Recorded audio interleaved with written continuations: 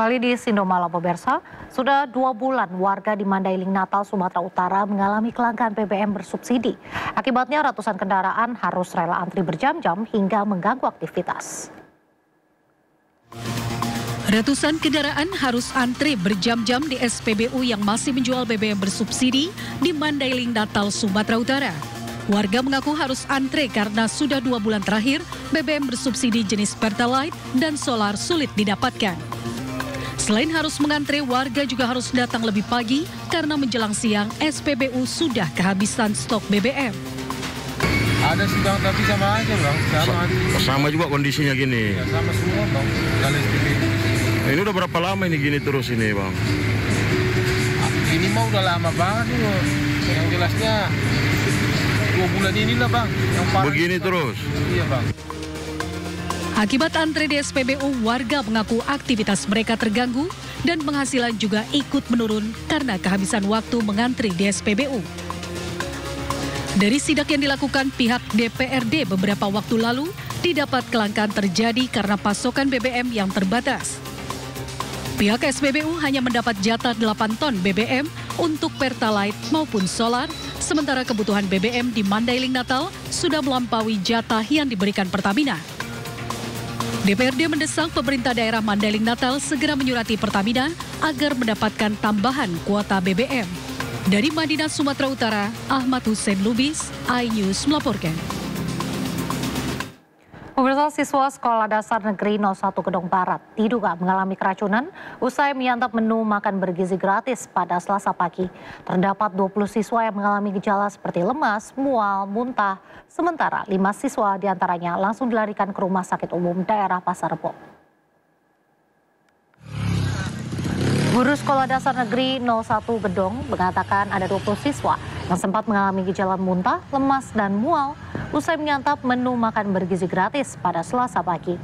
Dari 20 siswa yang mengalami gejala tersebut, 5 diantaranya langsung dilarikan ke Rumah Sakit Umum Daerah Pasar Rebo. Kelimanya kini masih menjalani perawatan di instalasi gawat darurat dan masih menunggu hasil laboratorium rumah sakit.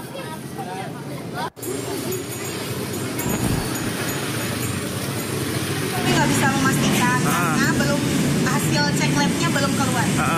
Tadi untuk yang dibawa ke IGD ada 5, tapi yang kena gejala seperti mual-mual atau keracunan itu ada berapa? Ada 20 siswa. 20 siswa. Itu dari SD 01 semua ya? Yang berarti yang dibawa ke sini 5 orang, sisanya? Dipulangkan sehat. Sehat kondisinya ya? Oh, oke. Apa namanya? Tapi untuk kedepannya dari pihak sekolah masih mau ya masih mau ikut MBG ini atau gimana, Bu? Belum tahu karena belum ada hasilnya. Insiden keracunan makan bergizi gratis kembali terjadi. Kali ini menimpa puluhan siswa SMP Negeri Pamarican di Ciamis, Jawa Barat. Forum Orang Tua Siswa dan Guru Jawa Barat mendesak pemerintah segera melakukan evaluasi menyeluruh.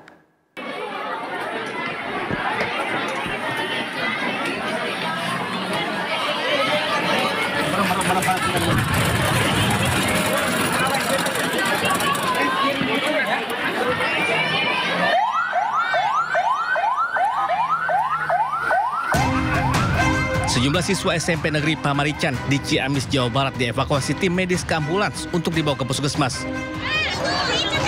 Kelas berapa, Bu, anaknya, Bu? 9. Sementara itu para orang tua panik saat mengetahui siswa alami keracunan usai menyantap menu MBG. Tim medis dibantu guru melakukan upaya pengobatan di ruang kelas.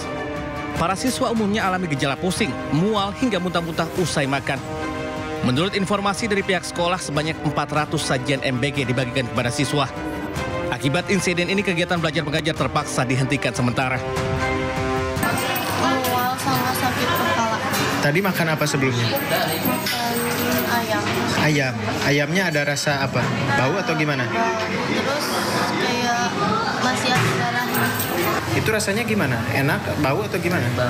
Oh, ada baunya. Ayamnya dimakan habis nggak tadi? Enggak. Itu jam berapa tadi makannya? Jam 11. Mulai kerasa perut, kram? Setengah 12. Jumlah siswa yang mengalami keracunan MBG 53 orang. Sebagian siswa diperbolehkan pulang sementara 14 siswa dirawat di Puskesmas Pamarican, 2 siswa di Puskesmas Kertahayu dan 2 diantaranya dirujuk ke RSUD Banjar. Dari Ciamis, Jawa Barat, Acep Muslim iNews melaporkan. Penolakan program makan bergizi gratis datang dari sejumlah orang tua murid. Salah satunya perwakilan dari Sekolah Elit Al-Izzah, Kota Serang, Banten. Perwakilan wali murid dari Sekolah Elit Al-Izzah Serang, Banten menolak keras program makan bergizi gratis bagi putra-putri mereka. Mereka meminta agar yayasan tidak asal membuka dapur MBG di sekolah karena wali murid menilai MBG seharusnya diberikan untuk murid kurang mampu. Sementara murid-murid di sekolah ini sebagian besar dinilai mampu karena memiliki mobil mewah. Sampai aku harus makan MBG. Apa yang saya jawab sama anak saya? Oke nak, kita catering. Mas lain pemirsa, menantu mantan Presiden Jokowi yang menjadi Gubernur Sumatera Utara Bobi Nasution kembali terlibat konflik dengan Gubernur Aceh Muzakir Manaf. Konflik dipicu truk asal Aceh yang dilarang masuk wilayah Sumatera Utara dan diminta mengganti platnya. Video razia truk yang juga dihadiri Gubernur Sumatera Utara Bobi Nasution di kawasan Langkat ini tengah viral. Narasi video mengatakan jika truk asal Aceh atau yang berplat nomor BL harus diganti menjadi plat BK atau BB untuk bisa masuk ke kawasan Sumatera Utara. Sontak, hal ini menjadi perdebatan panas warganet. Namun kabar razia itu dibantah Bobi saat menghadiri rapat paripurna dengan DPRD Sumatera Utara. Ia menyatakan jika yang dilakukan hanyalah sosialisasi, sementara untuk kebijakannya masih dalam kajian Bapenda. Dalam kesempatan kali ini kami ingin menyampaikan bukan sentimen terhadap salah satu wilayah yang ada di Indonesia, tapi seluruh wilayah yang ada atau perusahaan yang ada di wilayah Sumatera Utara akan kita wajibkan per tahun 2026 wajib menggunakan plat BK atau plat BB untuk mengoperasionalkan pengangkutan hasil-hasil bumi yang ada di Sumatera Utara. Kabar adanya razia plat nomor kendaraan di perbatasan Aceh dan Sumatera Utara juga ditanggapi Gubernur Aceh Muzakir Manaf. Tapi Tio wanti-wanti sit. Nyokai publau tablau. Ayo. Nyokai gatai tagaru. Pihak pisah kita tenangan tu. Anak kita sepupi. Tak kira yang angin berlalu kicauan burung yang merugikan dia sendiri.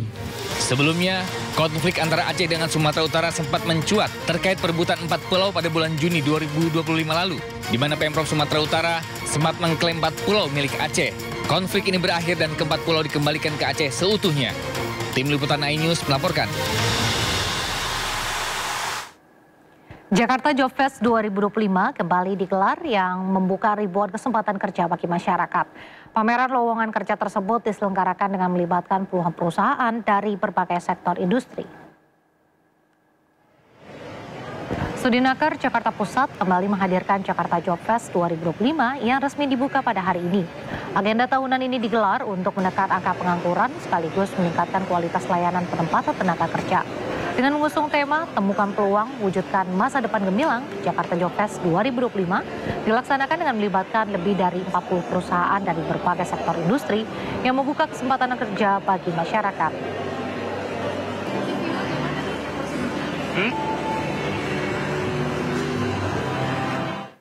Indonesia masih menempati posisi teratas sebagai negara dengan tingkat pengangguran tertinggi di ASEAN pada 2025, mencapai 4,76%. Sementara itu dalam laporan World Economic Outlook, tren pengangguran di Indonesia cenderung meningkat yaitu 5% di 2025 dan diproyeksikan 5,1% pada 2026. Indonesia masih menempati posisi teratas sebagai negara dengan tingkat pengangguran tertinggi di ASEAN pada 2025. Berdasarkan laporan Trading Economics, tingkat pengangguran di Indonesia mencapai 4,79% pada periode Maret 2025.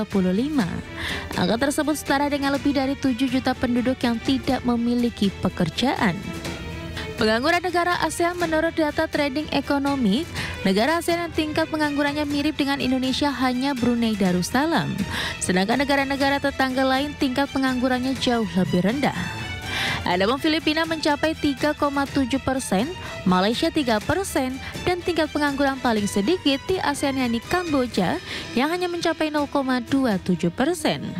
Sebelumnya, Dana Moneter Internasional atau IMF memperkirakan tingkat pengangguran di Indonesia pada 2025 akan mencapai 5%. Dalam laporan World Economic Outlook edisi April 2025, IMF mencatat tren pengangguran di Indonesia cenderung meningkat, yaitu 4,9% pada 2024, 5% di 2025, dan diproyeksikan 5,1% pada 2026.